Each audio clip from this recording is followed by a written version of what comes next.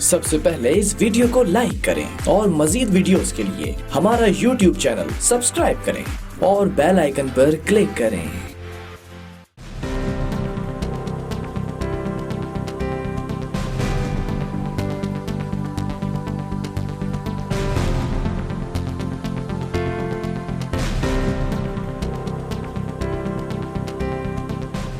बिस्मिल्लाहिर्रहमानिर्रहीम, अस्सलाम वालेकुम नाज़रीन। मैं साइमा कमल खुशामदीद कहती हूँ आपका प्रोग्राम कराची की आवाज़ में। मैंने जिस तरीके से आपको बताया और आप अच्छे तरीके से जानते हैं कि कोरोना की वजह से तकरीबन 1-1.5 महीना हमारा प्रोग्राम बंद रहा, क्योंकि हम भी खुद क्वारंटाइन में थे।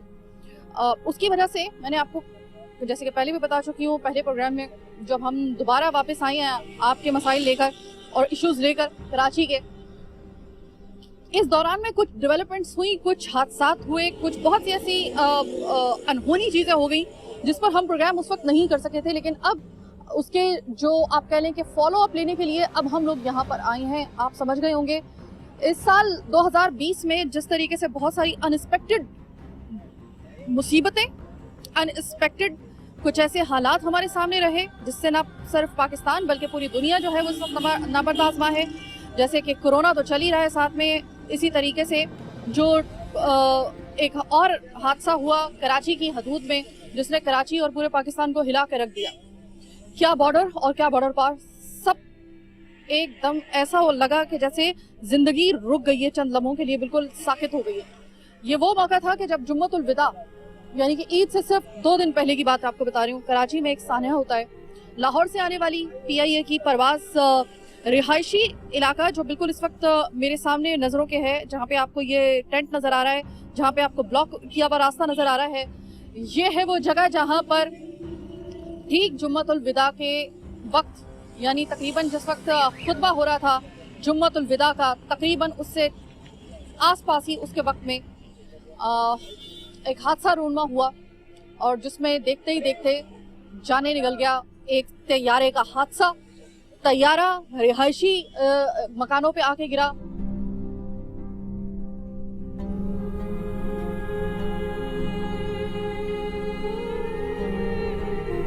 मैं मॉडल कॉलोनी में इस वक्त मौजूद हूँ। अच्छा, मैं एक और चीज़ आपको बता दूं कि पर्सनली मैं अपना एक्सपीरियंस आपके साथ शेयर कर दूं कि आज से तकरीबन 2-3 साल पहले शीट नंबर 5 में यहीं पर मेरी रिहाइश थी और मैं यहाँ पर रह के गई हूँ। और मैं आपको एक और चीज़ बता दूं, जो लोग यहाँ से ताल्लुक़ नहीं रखते हैं, यहाँ पर तकरीबन कितना भी आप महंगा मटेरियल इस्तेमाल कर लें, बहुत बड़े बड़े घर बने होंगे, बहुत ज़बरदस्त आपको लग रहे होंगे, लेकिन चूंकि ये एयरपोर्ट के पास हैं और एयरपोर्ट के में जो चूंकि जहाज़ों की आमदोरफ्त जारी रहती है, तो जहाज़ों की धमक की वजह से हर घर में किसी एक आधे घर में नहीं या कुछ लोगों के नहीं, एक आधे घर में ही जो है वो आपको ये इसके सबूत मिल जाएंगे कि यहाँ पर हर घर के अंदर तरेड़े हैं, यानी कि दराड़े हैं उस धमक की वजह से।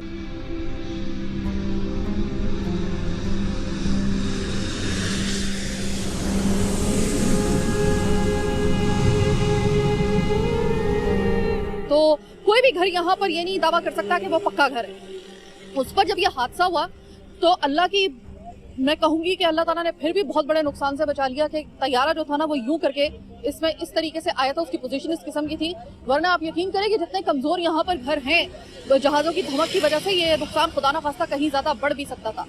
अब जिनकी जिंदगियाँ इस वक्त जो है वो ख़त्म हो गई, जो शहीद हो चुके हैं इस हादसे में, हम उनके बारे में बात कर चुके।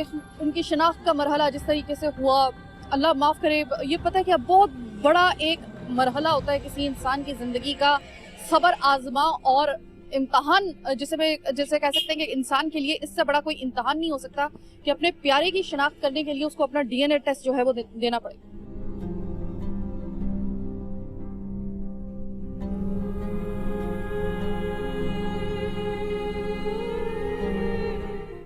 बड़ा मुश्किल मरहला होता है। एक वो मरहला जो कहते हैं कि चूँकि इस शोबे से वाबस्ता हूँ, एक वो वक्त जब किसी को अपने प्यारे की शनाख्त करने के लिए मुर्दा खाने जाना पड़ता है, सर्द खाने जाना पड़ता है कि आप शनाख्त कर लें, कोई डेड बॉडी मिली है, कहीं आपके प्यारे की तो नहीं है। और वो एक एक कदम जिस तरीके से बढ़ा रहा होता है उस बॉडी की तरफ, यकीनी और गैर यकीनी सूरत हाल के दरमियान में मार देता है। ये एहसास ही बंदे को मार देता है। आप सोच भी नहीं सकते हैं कि क्या तकलीफ होती है उसे एक एक कदम की।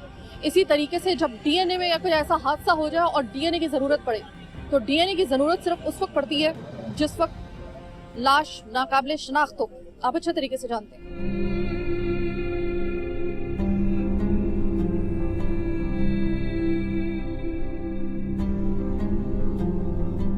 कितने नगीने जो थे वो उस जुम्मतुल विदा में, जो 2020 की ईद से सिर्फ 2 दिन पहले की बात थी, पता नहीं कितने नगीने, कितने प्यारे किसी के जो थे वो मनो मिट्टी तले दब गए।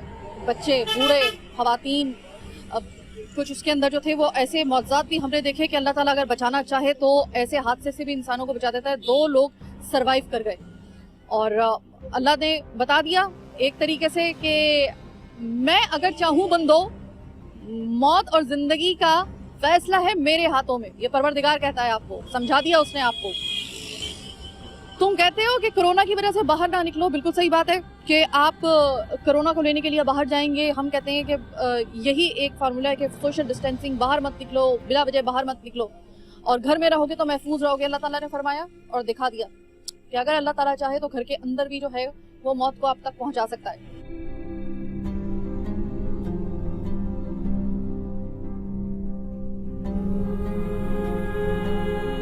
इसका कतई तौर पर ये मतलब नहीं है कि मैं ये कह रही हूँ कि आप सोशल डिस्टेंसिंग ना करें, वो एक अलग मामला है, उस पर तो बात होती रहती है। लेकिन मैं आपको सिर्फ ये दिखाने के लिए आई हूँ कि इस वक्त मॉडल कॉलोनी की ये जो जगह है जिसको सील किया गया है, मुझे नहीं समझ में आ रहा क्योंकि बहुत कोशिश के बावजूद हमें अंदर जाने की इजाज़त नहीं दी जा रही है।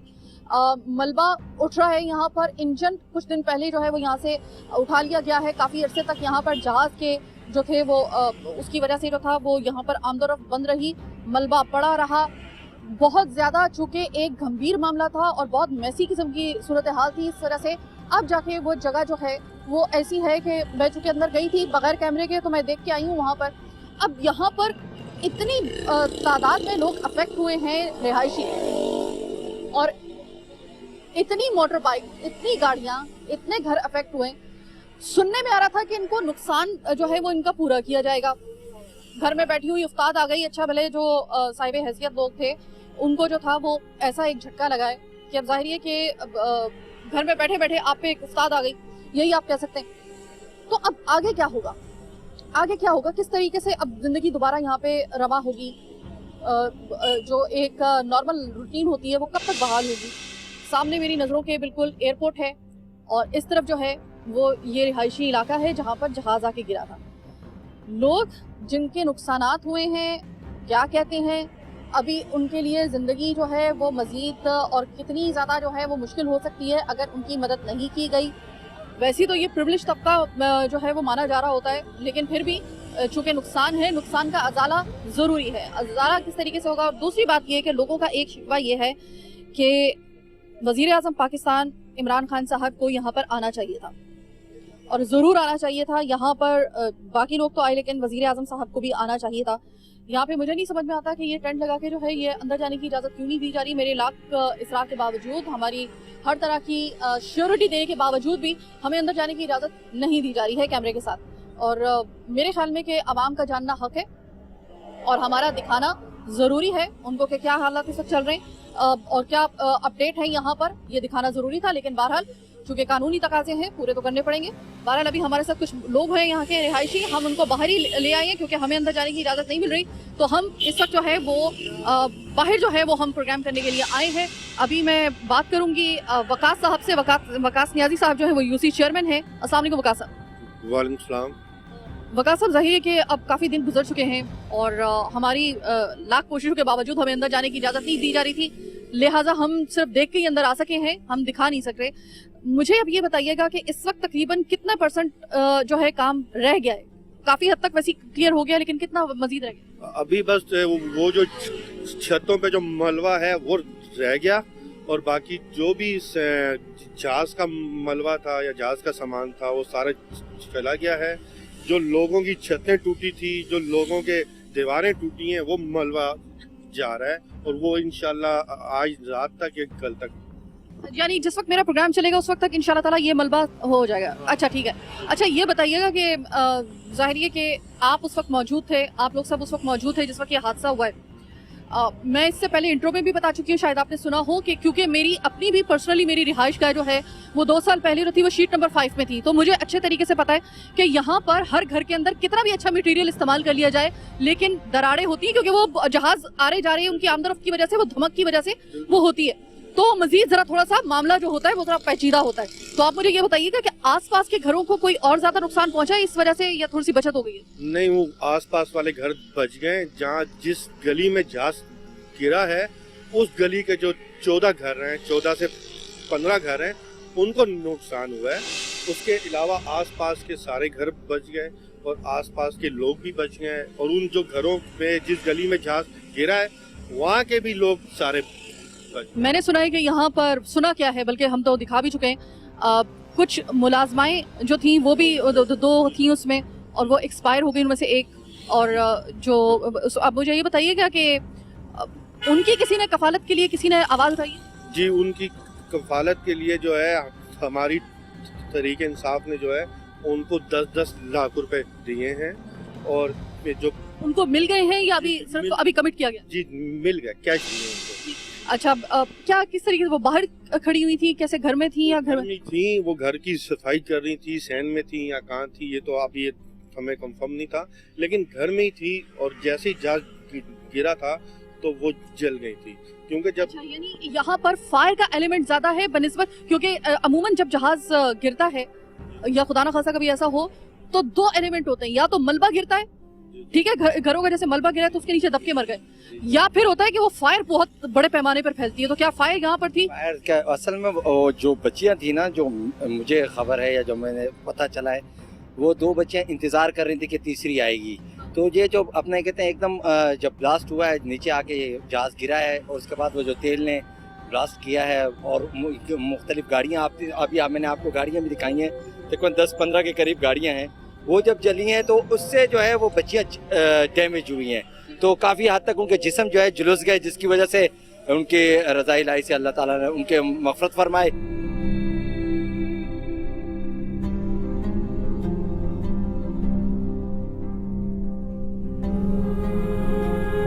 हमारा जो मेन मकसद है वो हम ये चाह रहे हैं, हुकूमत से मेरी ये रिक्वेस्ट है कि बच्चियां तो चली गईं जो बेचारी लोगों के घरों में काम करती थी, लेकिन अब उनके घर का चूल्हा कैसे चलेगा, क्योंकि वो तो यहाँ काम करती थी। लेकिन अगर कोई सरकारी नौकरी हो जाए तो उससे ये होगा कि कम से कम उनके घर में रोजगार चलेगा, उनके रोजी चलेगी।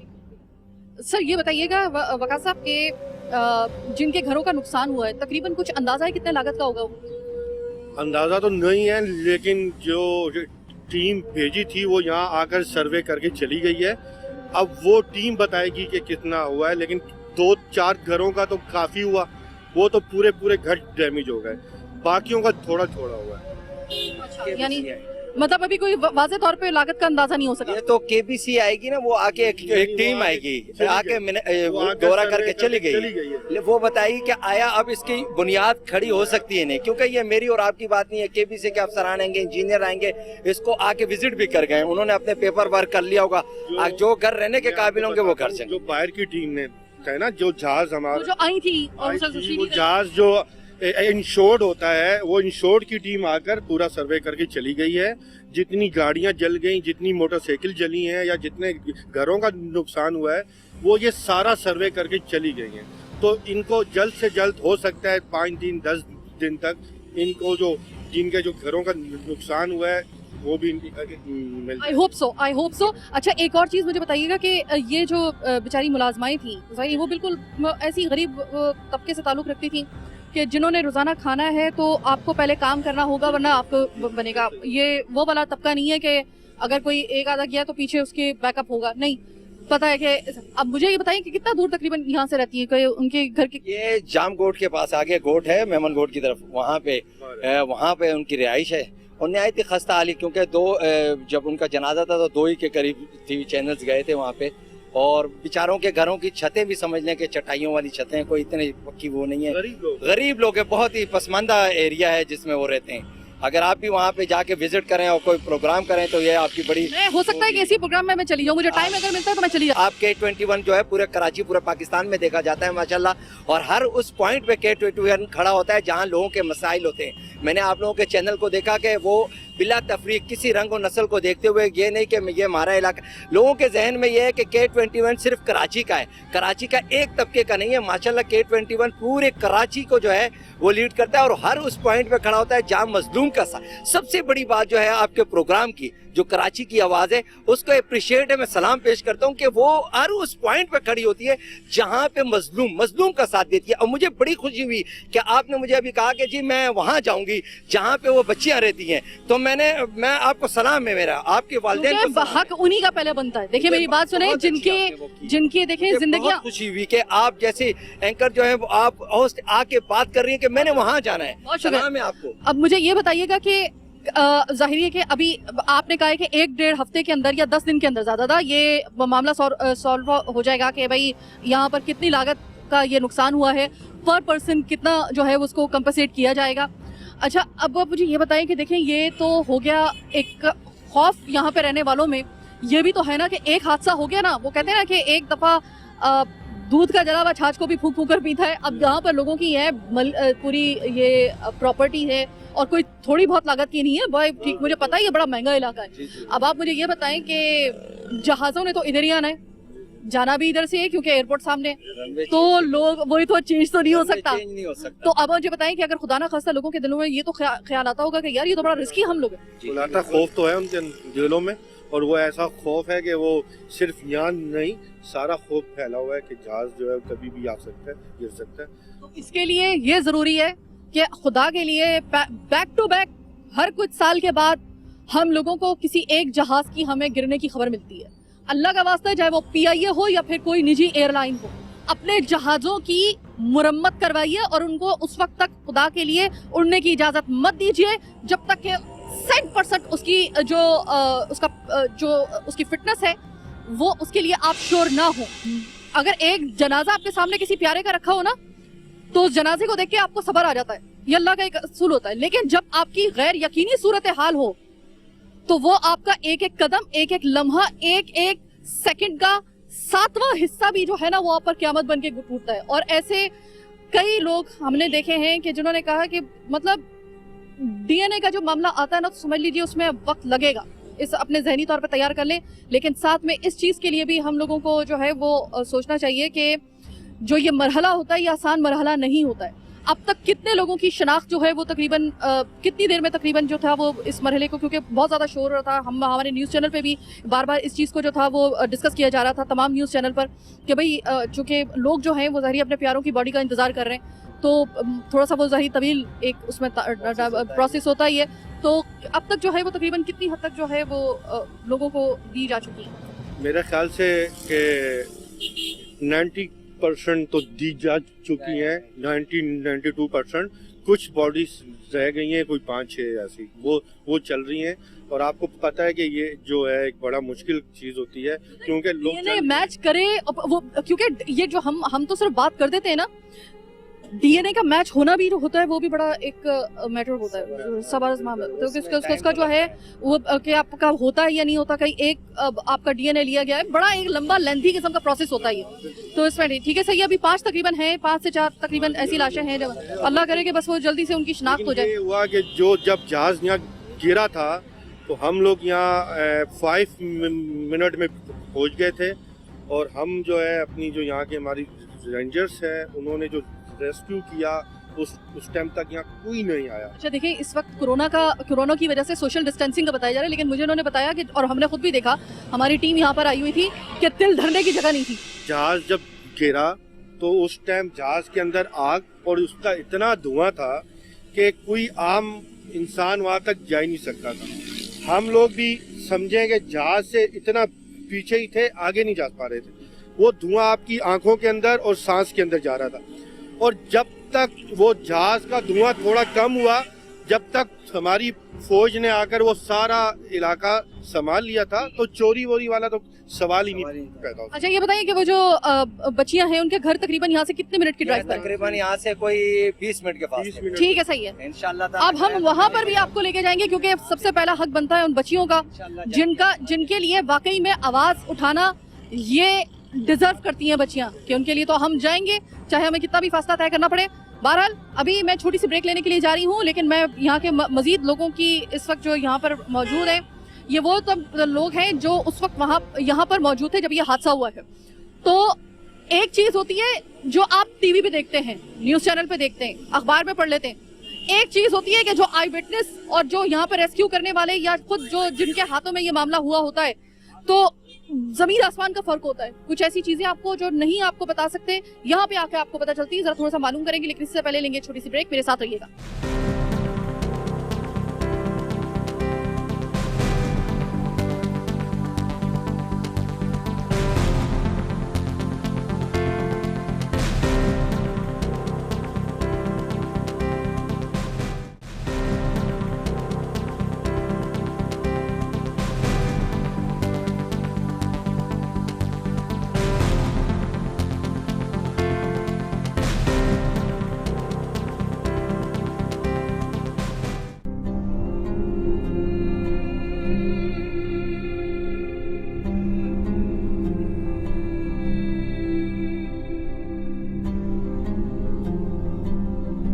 ब्रेक के बाद खुशामदेद। बड़ी तवील मुसाफत तय करने के बाद हम जाम कंडो गोट आए हैं उस बच्ची नाइदा के घर पे, जो इस हादसे के नतीजे में वो मुलाजमा जो घरों में काम कर रही थी, और उसको जिस तरीके से हमने कवर किया, हम सिर्फ एक हद तक आपको दिखा सकते थे उसका वो जला हुआ जिस्म, हम एक ही हद तक आपको दिखा सकते थे।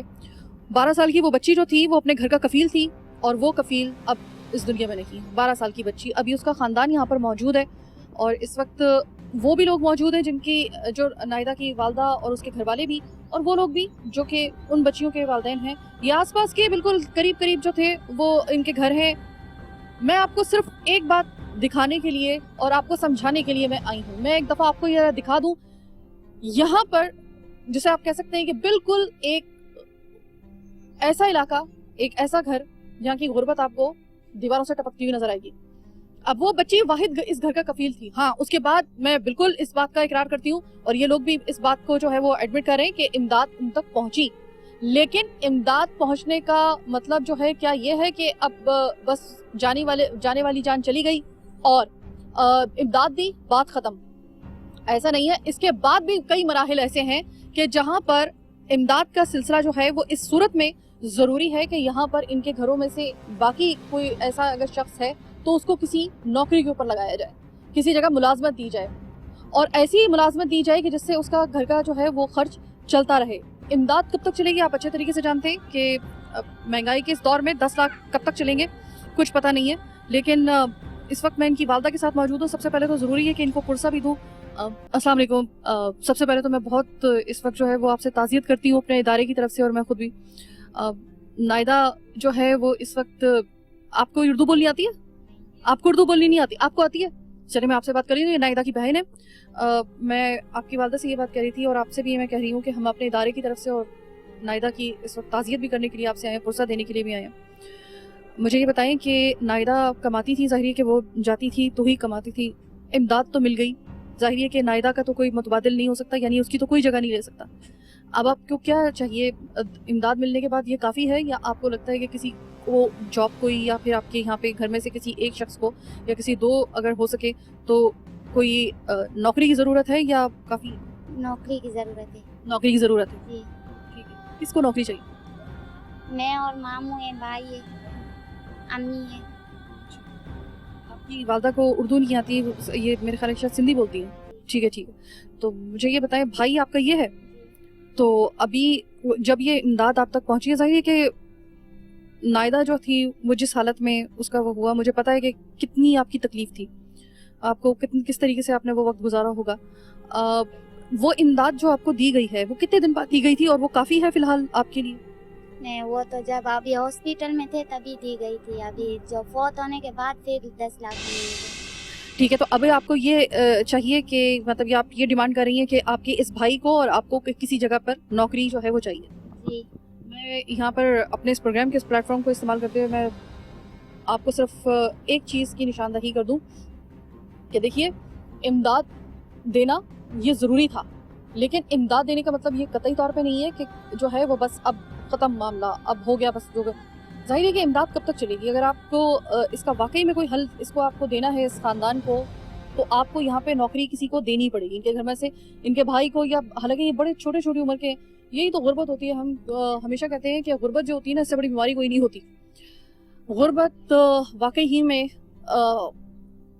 ऐसे मुल्क में जहाँ पर आबादी का 80% हिस्सा खते गुर्बत से नीचे की जिंदगी गुजार रहा हो, वहाँ पर जिनको मालूम नहीं है कि गुर्बत कैसी होती है, वो इस जगह पे आके देख लें। 2 वक्त की रोटी के लिए मैं पता क्या, जब रास्ते में आ रही थी मैं क्या सोच रही थी, ये बच्ची जो नायदा थी वो यहाँ से आती थी और ये बच्चियां जो थी यहाँ से आती थी मॉडल कॉलोनी।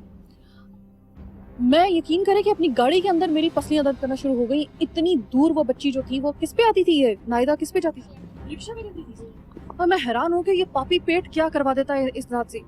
उस बच्ची की उम्र आप देखिए 12 साल की बच्ची। मैं रास्ते में आ रही थी ना, मैं कह रही थी कब रास्ता आएगा, कब खत्म होगा, कब खत्म होगा। और वो बच्ची रोजाना यहाँ से आ रही है, जा रही है, वहाँ पे रह रही है, फिर भी उसका घर यहाँ पर है।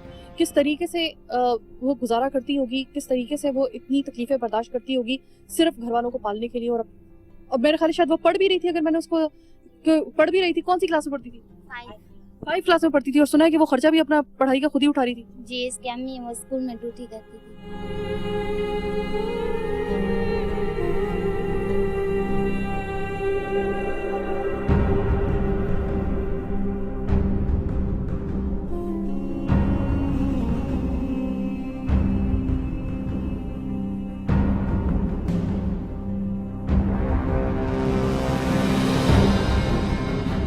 वो बच्ची पढ़ती भी थी, 5वीं क्लास में पढ़ती थी। 5वीं क्लास का आप अपने घर के अंदर, आप 5वीं क्लास का कोई भी बच्चा होगा ना आपकी एक फैमिली के अंदर, आप जरा देखिएगा, उसको देखिएगा और उसके बाद सोचिएगा कि अगर इसको घर में अपनी पढ़ाई के लिए कमाना पड़े और घर वालों को भी पालने के लिए उसको घरों में काम करने पड़े, और इस तरीके से उसकी एक उस्ताद आए और उसकी मौत हो जलने से, और वो कितने दिन के लिए मौत और जिंदगी की कश्मकश में हो, और इधर घर वाले एक तो इस तकलीफ में मुब्तला कि ये पत्नी अपने प्यारे को इस हालत में देखना, एक तो वैसी एक क़यामत का जो था वो मंजर, एक क़यामत का वक्त, और फिर उसके बाद वो सूरत हाल जब आपको ये सोचना पड़ता है अगर ये चले गए, कफील है, ये चला गया तो फिर हमारा क्या होगा। एक फौरी तौर पे जो सोच आती है वो ये वाली आती है।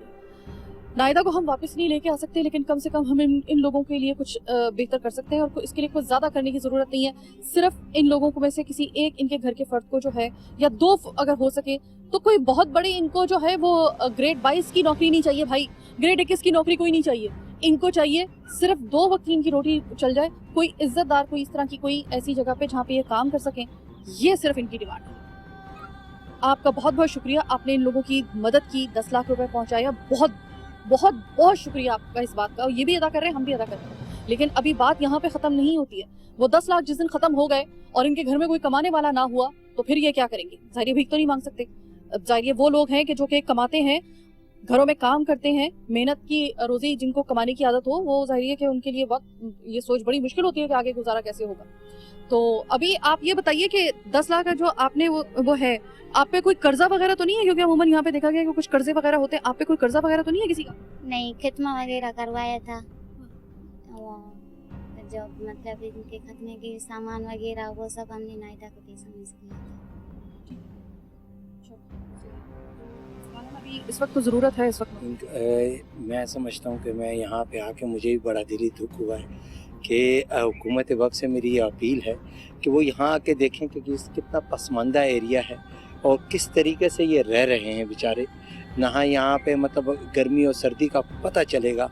तो मेरी ये रिक्वेस्ट है कि ये देखें ना, ये छोटी सी गुड़िया सी बच्ची है ना, इसी तरीके से ये दूसरी मेरी बेटी दूसरी घर में छोटी सी बच्ची है, ये हमारी बहन बैठी हुई है, ये उसके मामू हैं। गवर्नमेंट जो है किसी स्कूल में पियून की नौकरी ने ज्यादा नहीं तो यहाँ पे तो मैं कह रही हूँ ना कि ग्रेड 21 या 22 की नहीं, थोड़ी सी पियून की नौकरी मिल जाए, कहीं काम करने के लिए इसको वो मिल जाए, है ना। अगर इनको आया की नौकरी, इनकी वालदा कोई आया की नौकरी मिल जाए तो कम से कम ये जो 12-13 साल की बच्चियां, मॉडल कॉलोनी यहाँ से कितना दूर है आपने देख लिया, आपने मसाफत भी देख ली कि 12 साल की बच्ची 5वीं क्लास की स्टूडेंट कैसे आ रही होगी, कैसे मजा इतना सफर करके और फिर अपनी पढ़ाई भी, लेकिन उसके तो सारे सपने अधूरे रह गए। बस वो किन क्या आंखों में सपने लेकर, कोई ख्वाब देखकर वो पढ़ने की कोशिश कर रही थी। अगर वो चाहती तो कहती कि मेरा अगर वो होती ना सरेंडर करने वाली बच्ची, वो ये कहती कि मेरे नसीब में तो है ही घरों में काम करने के लिए, तो मुझे पढ़ने की क्या जरूरत है। कुछ ना कुछ तो सोचा होगा ना उस बच्ची ने पढ़ने के लिए। उसने सोचा कि मैं पढ़ूंगी इंशाल्लाह ताला, अपने छोटे भाइयों को भी पढ़ाऊंगी। आहिस्ता आहिस्ता मेहनत भी करती थी और स्कूल भी जाती थी। कितना बड़ा मतलब, लेकिन अल्लाह ताला की मर्जी के आगे तो हम कुछ भी नहीं कर सकते। सिर्फ अब जो है मेरी रिक्वेस्ट है कि जी हुक्मरान बाला से कि वो सिर्फ एक दफ़ा आके ये विजिट कर जाएं। अगर आपका दिल खून के आंसू नहीं रहे रोए तो फिर बताइएगा। इन्हें कुछ नहीं तो गवर्नमेंट की नौकरी, एक नौकरी। यानी ये हम ये नहीं कह रहे हैं कि एक चीज आपको और मेंशन कर दें कि हम ये नहीं कह रहे कि इनमें से किसी एक को नौकरी जो है वो प्राइवेट बेसिस पे दे, यानी कि कोई देनी है तो किसी सरकारी ऐसी जगह पर दे जहां पर इनकी नौकरी पक्की हो, जहां पर इनका सिलसिला चलता रहे। फिर वही वाली बात कि कोई बहुत बड़ी नौकरी, कोई बहुत बड़ी सीट के ऊपर ये जंग नहीं हो रही है, ये सिर्फ एक पीएन की नौकरी के लिए या फिर कोई घर यहाँ पे आया, लेकिन हो सरकारी, ताकि इनके बाद भी जो है इनका सिलसिला रुकने ना पाए।